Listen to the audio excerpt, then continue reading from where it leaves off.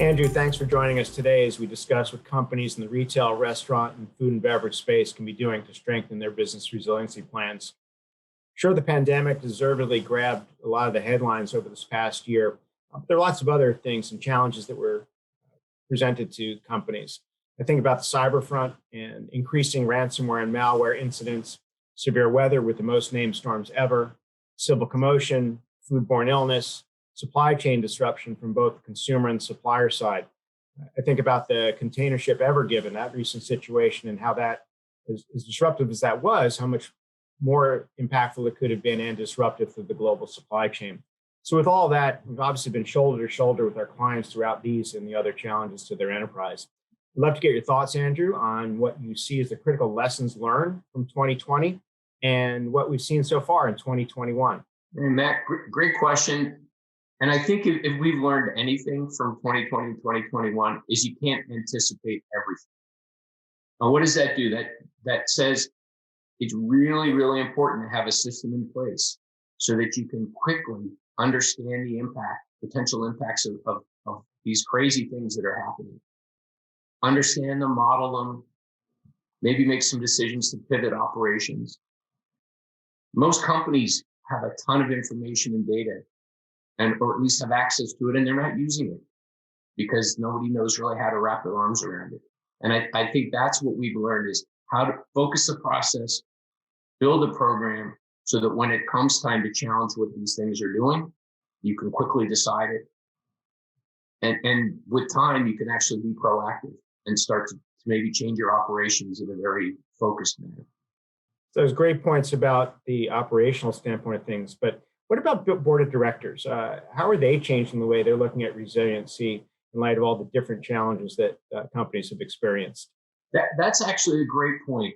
You know, over the last few years, we've sort of been seeing board of directors focusing on the ESG areas, environment, society, and governance, and really using that as something to satisfy shareholders and stakeholders and, the environment, the community. What we're seeing now is they're starting to pivot back, recognizing the need to consider resiliency and build an ESG and R type program. Again, last 5-10 years, it's almost like boards took for granted that the business as normal was fine. It was being handled by all the professionals in the company. And we're realizing that resiliency is a thing that supports all the revenue of the company. It's with an operational shutdown, now we don't have the revenue to pay for the things that we need to do. We don't have the profits.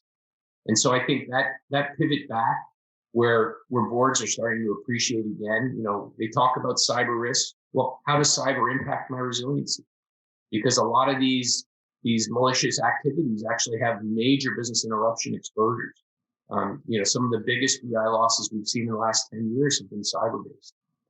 So having a process to really understand them and to speak, to lay them out consistently and to make decisions, I think is super important for longer-term success of the company. ESG and R, I like that. Well, any examples come to mind of how we've partnered with our clients to help them strengthen their business resiliency plans? Absolutely. And that's the fun part of our business.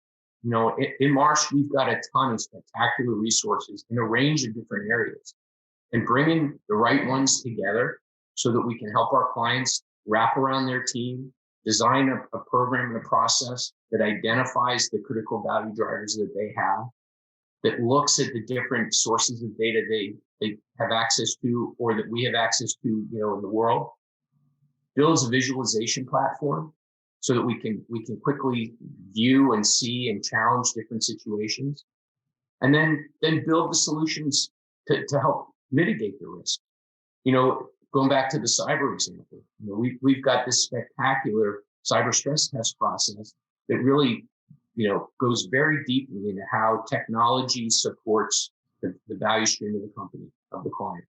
And if you can lay that out and really see what are the impacts on sales, what are the impacts on liability, what are the impacts on overall reputation, it might change some of the investment decisions in IT, and it might focus on them.